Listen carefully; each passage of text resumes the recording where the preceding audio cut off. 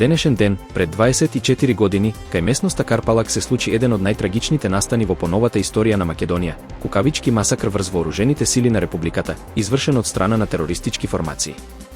Настанот останува длабока рана во колективната меморија, а жртвите – символ на храброст и пожртвуваност во одбрана на татковината. Во нападот животите ги загубија десетмина бранители: Сашо Китановски од Прилеп, Марко Деспотовски од Новоселани, Прилепско, Нане Наумовски од Прилеп, Љубе Грујовски од Пашино-Рувци, Прилепско, Бранко Секуловски од Прилеп, Дарко Велјановски од Ропотово, Прилепско, Горан Миновски од Прилеп, Пеце Секуловски од Бело поле, Прилепско, Веби Рушидовски од Прилеп, Ердован Шабановски од Прилеп. Владата работи посветено за секого. За 20% се зголемуваат платите во јавните установи за социјална заштита, велат од владеачката партија на власт. 20% повисоки плати ќе добијат вработените во јавните установи за социјална заштита. Ресорното министерство заедно со синдикатите потпиша нов колективен договор со кој освен што ќе се зголемат платите, ќе се подобрат и работните услови, правната сигурност и социјалниот дијалог, стои во соопштението и се дополнува. Со ребалансот на буџетот за 2025 година, владата предводена од владеачката партија јасно покажа дека ќе се зголемуваат платите и пензиите. Ако порано парите исчезнуваа од буџетот и никој не одговараше за истото, сега се прави јасна дистинкција дека парите завршуваат во џебот на граѓаните.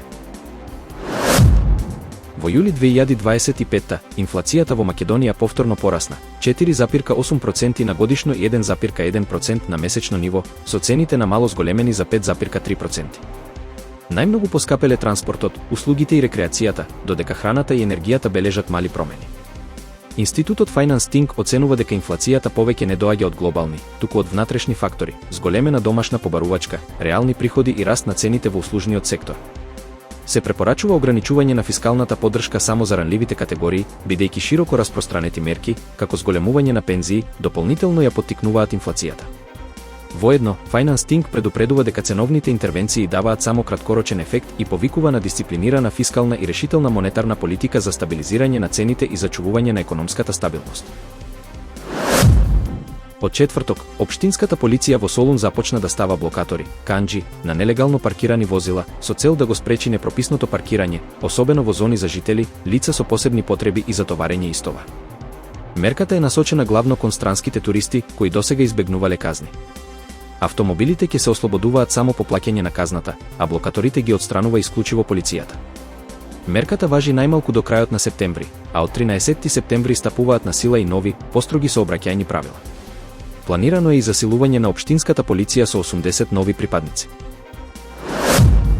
САД понудија награда од $50 милиони за информација што ќе доведе до апсење на венецуелскиот председател Николас Мадуро, кого го обвинуваат за водење на една од најголемите мрежи за шверц на дрога во светот. Наградата беше удвоена од американската обвинителка Пем Бонди, која тврди дека Мадуро е директно вклучен во трговијата со кокаин. Мадуро е веќе долго време мета на критики од САД, особено од поранешниот председател Доналд Трамп, кој не ги призна изборите на почетокот од мандатот на Мадуро во јануари, нарекувајќи ги наместени. Слични обвинувања се појавија и за време на првиот мандат на Трамп, кога САД го обвинија Мадуро за соработка со колумбиската герилска група ФАРЦ за пренос на кокаин во САД. Венецуелските власти ги отфрлаат обвинувањата, а министерот за надворешни работи Иван Гил ја нарече наградата патетична политичка пропаганда. Сепак, САД тврдат дека досега заплениле 30 тони кокаин поврзан со Мадуро и неговата мрежа. Председателот Доналд Трамп побара оставка од извршниот директор на Intel, Лип Бутан, обвинувајќи го за наводни врски со Кина преку инвестиции поврзани со кинеската војска. Трамп изјави дека Тан е во конфликтна состојба и дека мора веднаш да поднесе оставка. Intel возврати дека работи во согласност со американските национални интереси и ја поддржува политиката Америка на прво место. Компанијата најави намалување на инвестициите, вклучително и во САД, а акциите паднаа за над 3% по изјавата на Трамп. Иако не постои законска забрана за инвестиции во кинески фирми, американската влада ги засилува ограничувањата поради безбедносни ризици.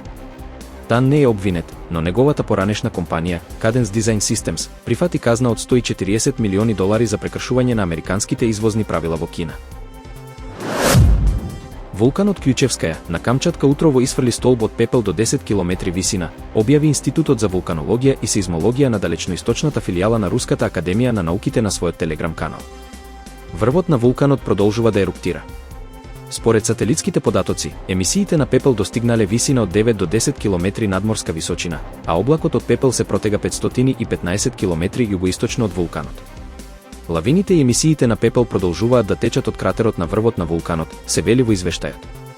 Исто така, се забележува дека емисиите на пепел од вулканот Кључевскаја до 15 км висина може да се појават во секое време и дека таквата континуирана активност може да влијае на меѓународните и домашните летови, соопшти агенцијата.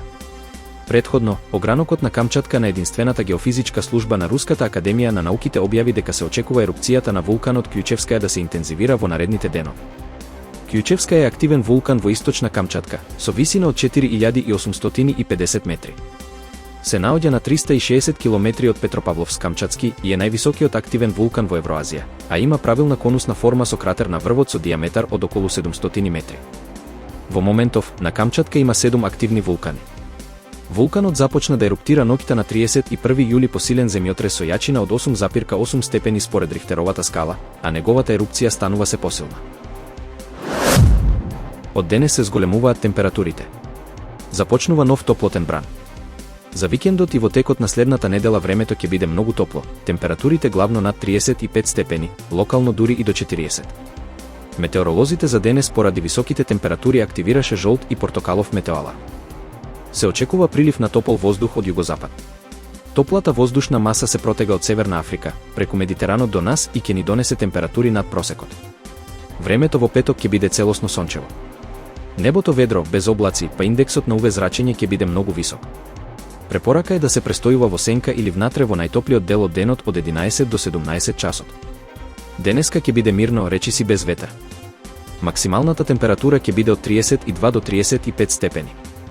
Без промени во времето во наредните денови. Викендот носи многу топло и сончево време и температури над 35 степени. Исто така, слично време ќе продолжи и на почетокот од следната недела. Топло, сончево, задушливо, без дожд. Температурите локално ќе се искачат и до околу 40 степени. Од недела покрај тропските денови се очекуваат и тропски ноќи.